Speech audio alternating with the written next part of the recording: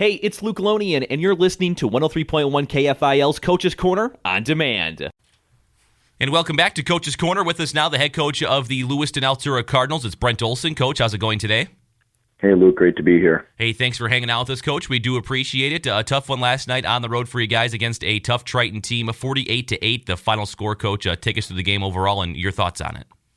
Yeah, I'd like to congratulate Coach Neseth and his Triton staff on a very well-played game. They had some really good athletes over there, some really fast kids. They weren't as big as some of the teams we faced this year, but they definitely had some tremendous athletes that could move the ball and get into the open field, and we really weren't able to catch them, and they blocked really well. It was their homecoming, so they had a little extra energy, and they played a great game, and really it was 48-8 game again, another tough loss, but I thought our kids played hard, and we improved in some areas, and that's really what we're trying to do each week. And we just have to keep getting better, even though the scores aren't turning out, I guess, like we'd like to see them. We just got to keep working. And the game started out, we've been it's been one of those seasons where we've been beset by injuries, and unfortunately, last night was no exception. It kind of followed a similar path, and one of our we brought 6 seniors to the game last night, 3 of which could play, that were healthy, and one of our captains, Cage Ketter, went down last night with a knee injury in the first series. It doesn't look like he's going to be returning this year, at least from the initial reports I got from the trainer. So we're down to 2 seniors that were healthy to play, and we started out. We actually started out okay. Triton scored on, I think, their third play. Was able to run in a 42-yard touchdown from Carter Strife to make it 6-0. We drove the ball down the field, couldn't get into the end zone, but second play that they ran, we ended up tackling the running back in the end zone for a safety. Eli Jensen had the safety there to make it 6-2. We got the ball back, weren't able to score.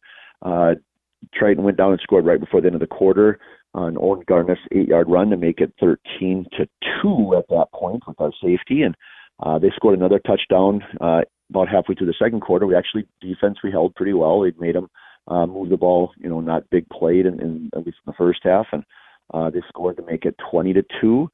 Then Carter Cady had a long run down to about the 1-yard line, and we're finally able to punch it in on on fourth down.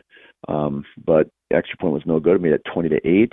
That was with a minute and a half left in the first half. Unfortunately, I think Triton scored on their very first play. There maybe a second play, they ran after that touchdown, a 46-yard by Owen Garness to make it 27-8. And that was kind of the start of some big plays happening for them. Third quarter, Owen Garness ran in from 28 yards out to make it 34-8. We had a 3-and-out. We punted. Eli Jensen kicked the ball. Owen Garness fielded the kick, ran it 66 yards for a touchdown to make it 41-8. And then Josier Cruz Ortiz ran out in the fourth quarter with 8 minutes left, a 19-yard touchdown to make it 48-8 is the final score. So it was a tough one looking at what we had for offensive numbers. Both teams ran 42 plays last night. Triton was able to gain 400 yards, and we gained 128. We did not complete a pass last night. Only they were able to press jam coverage, and we just couldn't get off the jam. We had one that we almost completed, and their DB made an excellent play on it. Adam was 0 for 6 and with 1 interception. They did pick one off on the goal line. Rushing-wise, we had 128 yards. They had 368 yards. Turnovers, we had a fumble lost and threw an interception, and then they lost a fumble, so we lost the turnover battle 2-1. So looking at the individual numbers, like I said, we weren't able to complete a pass last night. Carter Cady, sophomore, stepped in for Cage after he went down. Yeah, it was Cage's second, so it was like the third play of the game. Cage had 8 carries for 86 yards and that touchdown. William Predemacher, our fullback, had 13 for 32. Tyson Prigge, our ninth grader, got out there at the end of the game, got 1 carry for 4 yards. Cage had his 2 for 2. Eli Jensen had 2 carries for 2 yards. Noah Schrader, another ninth grader out there, had 5 carries for 2 yards.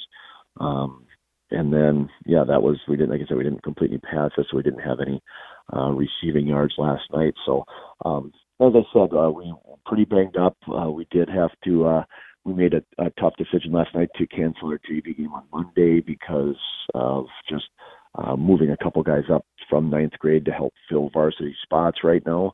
So we were short a couple of positions. Like we didn't have anybody there that was ready at that position. So this week we're going to have to break in a couple of guys, train in a couple of guys at different positions here on our JV, and because we definitely have to play our varsity game next Thursday up in Lake City. So all in all, it was another a tough game. Like I said, we've talked about all year. None of the games that we play this year are cakewalks by any means. Every game's a very difficult, very good, very big, fast, experienced opponent. So it's been tough, but our kids have been pretty positive. We haven't had, sometimes when you have seasons like this where things don't go well, you start to have a lot of negativity, but all the kids have been positive. They're, good mood after the game. So that's all we can ask for is that they're enjoying it out there and that they're working hard and getting better.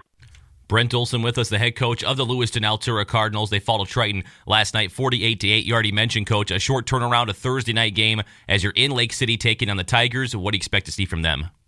Well, we've worked with Coach Nairn up there. He's an old Maple Canton guy. I'm a Lanesboro guy, and we played against each other in high school, and we've known each other for years and years. And we actually do team camps in the summer with Lake City and Wabasha and Red Wing. We've been going up there for, going on probably 10 years. So we know each other really well. They'll be very well coached. I've seen just a little film, and I haven't even looked ahead to see what they have, but I know from camp this summer they got some real big kids, some strong kids, and they play in a tough district also with some teams, and I think they got a win last night. I saw against Sabrona Mazeppa, so they're coming off a win, so they're going to want to be going for their next win this year, and we just got to improve, get better, and travel up to Lake City on Thursday night. And Thursday night games are a little unusual, but week 7 Thursday night's probably, other than week 1, is probably the best night you want to have a Thursday night game, because the following week is that, MEA short turnaround Wednesday. So you get that extra day to recover and practice and get ready for that next game. Brent Olson with us, the head coach of the Lewiston-Altura Cardinals. They take on the Lake City Tigers next Thursday night. Fell to Triton last night, 48-8. Coach, as always, we appreciate the time. Thank you so much, and good luck next week. All right, thanks, Luke.